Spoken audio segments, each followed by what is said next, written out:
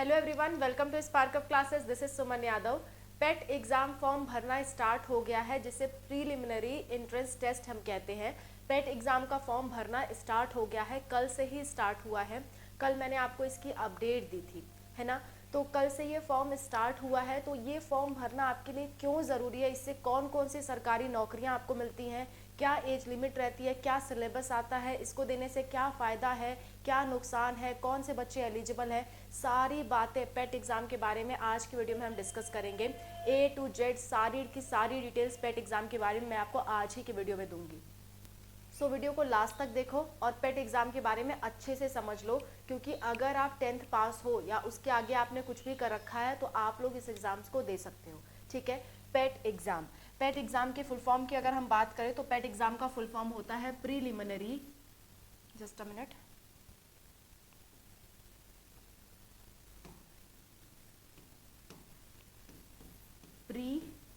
Preliminary entrance test, entrance test. ये एक संस्था कंडक्ट कराती है जिसका नाम है UP triple S C, UP triple S सी।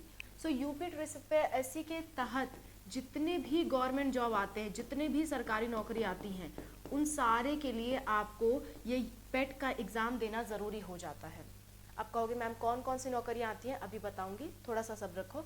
इसका फुल फॉर्म क्या है? Preliminary entrance test. जैसा कि आप लोग जानते हो, बहुत सारे ऐसे एग्जाम्स होते हैं जिसका प्री होता है फिर मेंस होता है, मतलब उसका प्री होता है फिर मेंस होता है, 2 स्टेप में एग्जाम होते हैं। जैसे कि यूपीएससी की ही बात कर लो, यूपीएससी का प्रीलिमिनरी होता है फिर मेंस होता है। जेई की बात कर ले, मेंस होता है फिर एडवांस होता है, यानी 2 स्टेप में एग्जाम होते हैं। तो पहले जितने भी सरकारी नौकरियां आती थी उनके 2-2 बार एग्जाम बच्चों को देने पड़ते थे। 2 बार फॉर्म 2 बार एग्जाम, 2 बार फॉर्म 2 बार एग्जाम, किसी किसी में ऐसा होता था 1 बार फॉर्म 2 बार एग्जाम, ऐसा होता था। तो यूपी ट्रिपल एस सी ने सोचा क्यों ना जितने भी गवर्नमेंट जॉब मैं निकाल रहा हूँ उसका जो प्रीलिमिनरी टेस्ट है वो इकट्ठे ले लूँ, और बाकी सारे गवर्नमेंट जॉब फिर आपको एक ही बार एग्जाम देना होगा, 2 बार नहीं देना होगा। पता चले मान लेते हैं जो यूपी ट्रिपल एस सी है उसने 10 भर्तियां निकाली, 10 में प्री हो रहा है फिर मेंस हो रहा है, फिर प्री हो रहा है फिर मेंस हो रहा है, फिर प्री फिर मेंस। कोई बच्चे किसी प्री में पास होते हैं, किसी में नहीं पास होते, तो उनका बड़ा नुकसान हो जाता था। फॉर्म भरने में भी समय का भी नुकसान था, यूपी ट्रिपल एस सी का भी नुकसान था। तो यूपी ट्रिपल एस सी ने क्या सोचा, क्यों ना जितने भी मैं भर्तियां निकाल रहा हूँ उसका एक प्री टेस्ट लेते हैं, उसके बाद एक प्री टेस्ट में अगर आप पास होते हो तो बाकी सारे टेस्ट आप दे सकते हो, सबके लिए एलिजिबल हो जाओगे। सो प्रीलिमिनरी एंट्रेंस टेस्ट आपके लिए ऐसा कुछ है कि आपने अगर एक बार ये टेस्ट पास किया, देखो पेट एग्ज़ाम आपने पास किया, पेट एग्ज़ाम पास किया तो समझ के चलो कि जितने भी government job UP triple S C के अंदर हैं उनका प्री एग्ज़ाम आपने पास कर लिया, उनका प्री एग्ज़ाम आपने पास कर लिया। अब आपको डायरेक्ट मेन एग्ज़ाम देना है और उसके बाद फिर आपकी गवर्नमेंट जॉब लग जाएगी। सो पेट एग्ज़ाम जो है वो आपका प्रीलिमिनरी एंट्रेंस एग्ज़ाम है सभी गवर्नमेंट जॉब के लिए जो भी यूपी ट्रिपल एस सी के अंदर आती हैं। अब सवाल ये उठा है कौन कौन सी जॉब आती है, मैं आपको समझा देती हूँ कौन कौन सी जॉब आती हैं इसके अंदर। बहुत सारी आती हैं, मैंने कुछ एग्जाम्पल ले रखे हैं। जैसे है आपका फॉरेस्ट गार्ड, लेखपाल, video, stenographer, technician, auditor, ASO, ठीक है। इसके बाद है आपका AGTA, tubewell operator, pharmacist, in fact pharmacist B pharma करने के बाद, नर्सिंग, क्लर्क, ठीक है। ट्रांसपोर्ट डिपार्टमेंट में junior assistant, Mandi Parishad, computer operator, pharmacist, supply inspector, boarding technician, sugar cane supervisor, ANM जो कि नर्सिंग से रिलेटेड होता है। इसी के साथ साथ जीएनएम की भी भर्तियां आती हैं इसमें। इसके बाद एग्रीकल्चर टेक्नीशियन, ठीक है, village development officer, women health worker, ऐसे बहुत सारी government job UP triple S C निकालता है, हर साल निकालता है और हर साल इसके फॉर्म आते हैं। एक बार आपने पेट एग्जाम क्वालिफाई किया, 3 साल तक जब भी भर्तियां आएंगी आप अप्लाई कर सकते हो और डायरेक्ट अप्लाई कर सकते हो। एक बार भी किसी में भी सिलेक्शन हो गया आपकी तुरंत जॉब लग जाएगी, आपको कोई और प्री टेस्ट देने की ज़रूरत नहीं पड़ेगी। एक बार आपने पेट एग्जाम दिया, 3 साल तक आप फ्री हो प्री टेस्ट से, जितने भी प्री टेस्ट होते हैं उनसे आप फ्री हो। एक बार पेट एग्जाम दो, 3 साल तक उसका फ़ायदा उठाओ, 3 साल तक कोई भी गवर्नमेंट जॉब आएगी तो उसके लिए अप्लाई करके उसका एग्ज़ाम दोगे, आपका जो सिलेक्शन है वो हो जाएगा, एक ही बार में आपका सिलेक्शन हो जाएगा। एक बार आपको पेट निकालना है, बाकी सब एग्जाम के लिए एक बार एग्जाम दोगे, आपका सिलेक्शन फाइनल, ठीक है। आपको प्री और मेंस इन सब के झंझट में पढ़ने की ज़रूरत नहीं है, यही पेट एग्जाम देने का फ़ायदा है, ठीक है। पेट एग्जाम देने का यही फायदा है कि आप सारे प्री एग्जाम पास कर लोगे अगर आपने एक बार पेट एग्जाम पास किया। और ये कितने साल तक वैलिड है? ये 3 ईयर्स तक वैलिड है। ये नया रूल आया है, 3 ईयर्स तक आपका सर्टिफिकेट वैलिड रहेगा। यानी 3 साल में यूपी ट्रिपल एस सी जितनी भी भर्तियां निकालेगी उन सब के लिए आप एलिजिबल हो, उन सब की भर्तियों के लिए आप फॉर्म भर पाओगे और उन सब में आप एलिजिबल हो पाओगे। अच्छा, इसके लिए एलिजिबिलिटी क्या है मैं आपको समझा देती हूँ। पहली बात तो ये जानो कि इसका फॉर्म जो है वो आउट हो चुका है। 14 मई को इसका फॉर्म आउट हुआ था, मैंने कल आपको इस पर वीडियो बना के दे दी थी। इसके लिए जनरल ओबीसी को केवल और केवल 185 रुपीज़ देने होते हैं, SC ST को 95 रुपीज़ देने होते हैं फॉर्म की फीस, PWD को केवल 25 रुपये देने होता है। बहुत ही मिनिमम फीस है, इस फीस में आप ये एग्ज़ाम दे सकते हो। लास्ट डेट फॉर्म भरने की है 17 जून। 17 जून तक आप अपना फॉर्म भर सकते हो और अगर आपने फॉर्म में कोई गलती कर दी तो करेक्शन आप 24 जून तक कर सकते हो। हालांकि फॉर्म में कोई गलती मत करना तो ज़्यादा अच्छा है, ठीक है। फॉर्म भरने में क्या क्या डॉक्यूमेंट लगेंगे मैं आपको बता देती हूँ। बहुत सिंपल से डॉक्यूमेंट्स हैं। सबसे पहली बात, आपका लगेगा फ़ोटो, और फोटो आपका 6 महीने से ज़्यादा पुराना नहीं होना चाहिए, 6 महीने के अंदर का होना चाहिए, ठीक है। 6 महीने से पुराना नहीं चलेगा, से पुराना नहीं चलेगा, ठीक है। 6 महीने के अंदर का होना चाहिए। अच्छा, उस पर डेट और नेम लिखना कोई ज़रूरी नहीं है, आप लिख भी देते हो तो ज़्यादा अच्छा है, ठीक है। इसके बाद बात कर लेते हैं, आपके सिग्नेचर की ज़रूरत पड़ेगी, आपके आधार कार्ड की ज़रूरत पड़ेगी, आधार कार्ड, और इसी के साथ साथ आपके क्वालिफिकेशन में सिर्फ आपका 10th का मार्कशीट मांगा जाता है, 10th मार्कशीट, 10th की मार्कशीट लगेगी, ठीक है। क्वालिफिकेशन में सिर्फ आपके 10th की मार्कशीट लगेगी और कुछ भी नहीं लगता है। और अगर आप कास्ट के लिए अप्लाई कर रहे हो तो आपका कास्ट सर्टिफिकेट लगेगा, सर्टिफिकेट, ठीक है। इसकी कोई डेट नहीं दे रखी है तो मैं भी नहीं बता सकती। कास्ट सर्टिफिकेट, और या फिर आप PWD से हो तो PWD सर्टिफिकेट। इसके अलावा आपका और कुछ नहीं लगने वाला है, इतनी चीज़ें आपको लगेंगी, ठीक है। अगली बात कर लेते हैं, इसके लिए मिनिमम एज जो है वो आपकी 18 साल होनी चाहिए और मैक्सिमम एज 40 साल। लेकिन अगर ओबीसी अगर कोई है तो वो 43 ईयर्स तक अप्लाई कर सकता है, 43 ईयर्स उसकी लास्ट डेट है, मतलब लास्ट ईयर है। और अगर कोई SC ST है तो 45 ईयर्स तक भी अप्लाई कर सकता है, ठीक है। अप्लाई करने के बाद आप क्वालिफाई कर ले जाते हो, उसके बाद आप अपना दूसरा जो भी गवर्नमेंट जॉब के लिए जो भी यूपी ट्रिपल एस सी निकालती है उसमें आप एग्ज़ाम दे सकते हो और आप गवर्नमेंट जॉब पा सकते हो, ठीक है। तो ये एज रिलैक्सेशन की बात हो गई। अगली बात कर लेते हैं, इस एग्ज़ाम का नाम देख लो, प्री एग्जामिनेशन टेस्ट या प्रीलिमिनरी एग्जामिनेशन टेस्ट इसे कहते हैं। मिनिमम आपके पास क्लास 10th पास आउट होना चाहिए। अब देखो, क्लास 10th आपने करने के बाद आपने 12th कर लिया है, आपने डिप्लोमा कर लिया है, आपने ग्रेजुएशन कर लिया है, आपने पोस्ट ग्रेजुएशन कर लिया, आपने कुछ भी कर लिया, उससे कोई मतलब नहीं है, सारे लोग एलिजिबल हैं। बस आपका 10th पास होना चाहिए, उसके बाद आपने कुछ भी किया हो उससे कोई मतलब नहीं है, आपने किया है या नहीं किया है, आप सब लोग एलिजिबल हो। आपने PhD भी कर ली है तो भी आप एलिजिबल हो, सब लोग यहाँ पे एलिजिबल हैं, ठीक है। बस क्या है, 10th पास होना चाहिए, उसके आगे आपने कुछ किया है उससे इन्हें कोई मतलब नहीं है, आपने किया हो ना किया हो सब लोग एलिजिबल हो, ठीक है। अच्छा, एज लिमिट का ध्यान रखना कि मिनिमम 18 साल आपका होना चाहिए और मार्कशीट आपके हाथ में होनी चाहिए, तभी आप फॉर्म को अप्लाई कर पाओगे। अच्छा, एज लिमिट कब से देखा जा रहा है, 1 जुलाई 2025 तक आपका 18 साल हो जाना चाहिए, ठीक है। आगे बढ़ते हैं। इसके बाद ये सारी जो पोस्ट थी मैंने आपको बता दी, इसके अलावा भी बहुत सारी होती है, ये मैंने कुछ एग्जाम्पल लिया है, भरे पड़े हैं इसके पोस्ट, और हर साल इनकी वैकेंसी आती है, हर साल वैकेंसी आती है, हर साल, ठीक है। यूपी ट्रिपल एस सी निकालती है, हर साल वैकेंसी आती है, किसी में भी आपका सिलेक्शन हो, मुबारक हो, आप गवर्नमेंट जॉब पा गए, ठीक है। अच्छा, इसके सिलेबस की बात कर लेते हैं कि पेट एग्जाम में क्या क्या सिलेबस आखिर आता है, कितने मार्क्स का पेपर होता है, पेपर पैटर्न क्या होता है, ये भी आपको मालूम होना चाहिए। देखो ध्यान से,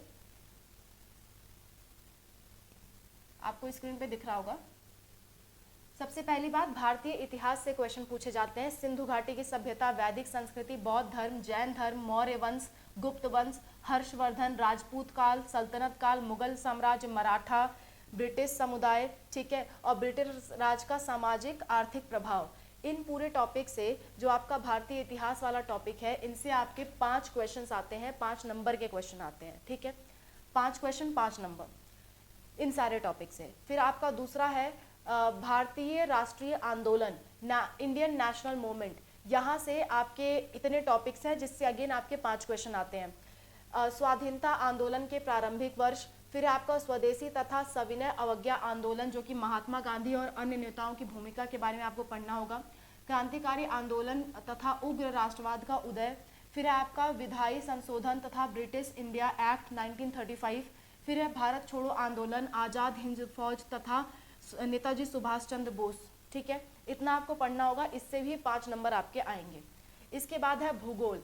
भूगोल में भारत एवं विश्व की भौतिक भूगोल, नदियाँ, नदियों की घाटी, ठीक है, भूजल संसाधन, पर्वत, पहाड़ियाँ, हिमनद, मरुस्थल और शुष्क क्षेत्र, वन, खनिज संसाधन, विशेषकर भारत में आपको पढ़ना होगा। इसके साथ साथ भारत एवं विश्व की राजनीतिक भूगोल, जलवायु तथा मौसम, टाइम जोन, जनसांख्यिकी परिवर्तन का तथा प्रवास, इनसे अभी आपके 5 क्वेश्चन आएंगे। इसके बाद अगला देख लेते हैं। अगला है आपका सामान्य हिंदी। जस्ट अ मिनट, ये है। अगला है आपका भारतीय अर्थव्यवस्था। चौथे नंबर पे भारतीय अर्थव्यवस्था है। जस्ट अ मिनट, भारतीय अर्थव्यवस्था, इंडियन इकोनॉमी। इसमें भारतीय अर्थव्यवस्था 1947 से 1991 तक आपको पढ़ना होगा।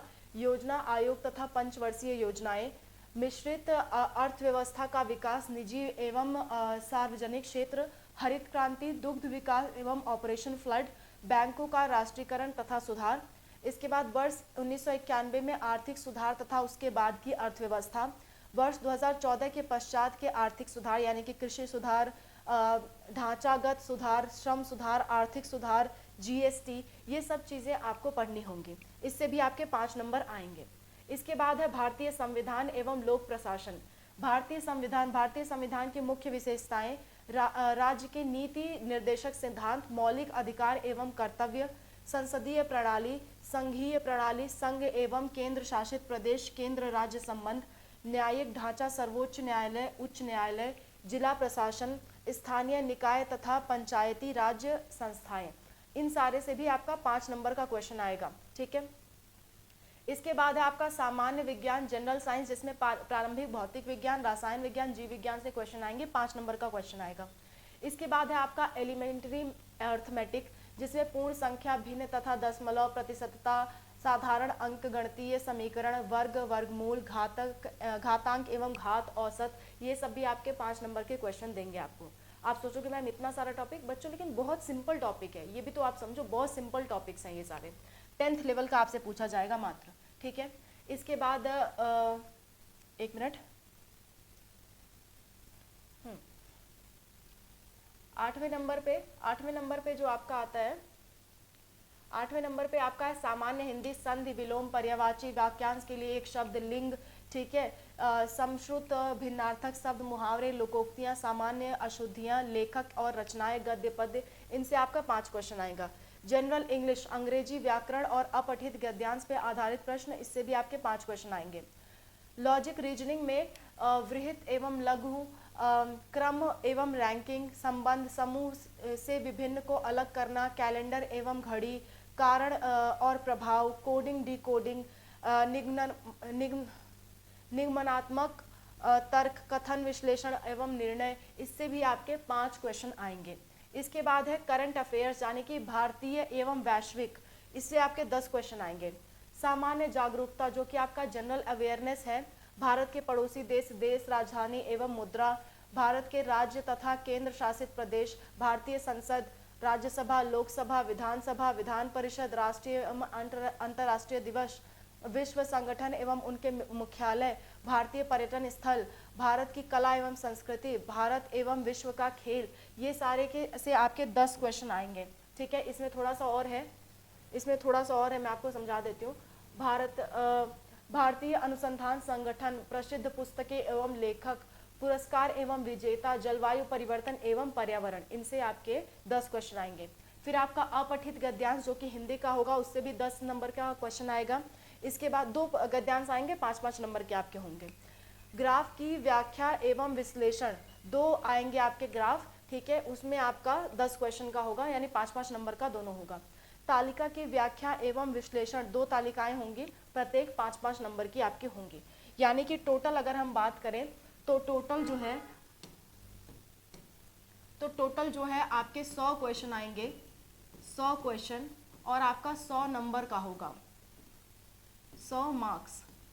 इसमें नेगेटिव मार्किंग भी है, -1/4 की आपकी नेगेटिव मार्किंग है, यानी आप कुछ गलत करते हो तो -1/4 नंबर आपके घटा लिए जाएंगे। जैसे मान लो आपने 4 क्वेश्चन सही किए, आपके 4 नंबर आए, और आपने एक गलत किया तो इसमें से 1/4 डिडक्ट हो जाएगा, यानी रिड्यूस हो जाएगा, 0.25 आपका कम हो जाएगा। ठीक है, यानी कि 3.75 आपको मिलेगा अगर आपने 4 सही किया, एक गलत किया। ठीक है, अच्छा आगे बढ़ते हैं। इसके साथ साथ आपको 2 घंटे का टाइम दिया जाएगा, 2 आवर्स, 2 घंटे का आपको टाइम दिया जाएगा पेपर सॉल्व करने के लिए। ठीक है, और आपका जो पेपर है वो आपका ऑफलाइन होगा, ऑफलाइन पेपर होगा। ऑफलाइन पेपर होता है, एग्ज़ाम होता है, बहुत भीड़ होती है, पहले से आपको सिटी ऐसी चूज़ करनी होगी जो आपके नज़दीक हो। ठीक है, इसमें आपकी मेनली जो है वो ग्रुप सी की भर्तियाँ आती हैं, ये भी आपको ध्यान रहे। अगर आपको नहीं मालूम है कि ग्रुप सी की भर्तियाँ क्या होती हैं, लेवल पे मैट्रिक्स क्या होता है, ग्रुप सी एंड लेवल पे मैट्रिक्स, लेवल पे मैट्रिक्स, अगर आपको नहीं मालूम है कि ये सब चीज़ें क्या होती हैं तो मैं बहुत जल्द इस पर डिटेल वीडियो आपके लिए बना दूंगी। अगर आप कमेंट करोगे तो इन दोनों पे ही बहुत जल्द मैं वीडियो बना दूंगी, ताकि आपको सरकारी नौकरियां थोड़ी समझ आएँ। हम लोग चाह रहे हैं सरकारी नौकरी की आपको डिटेल्ड विवरण हम लोग आपको इस समय दें। ठीक है, तो सरकारी नौकरी आप इधर जितनी आएंगी, हम लोग की मैक्सिमम से मैक्सिमम कोशिश है कि हर एक चीज़ पे हम आपको डिटेल वीडियो प्रोवाइड कर सकें। So that's all about the video. I hope this video was helpful for you. Pet exam की पूरी जानकारी A to Z मैंने सब आपको बता दी है। इसके अलावा भी कोई दिक्कत, कोई परेशानी होती है, कमेंट में मेंशन करिए। कमेंट डिस्क्रिप्शन में मैंने लिंक भी प्रोवाइड कर दिया है इस फॉर्म को भरने का, वो भी आप देख सकते हो। That's all, thank you so much for watching, wish you all the best.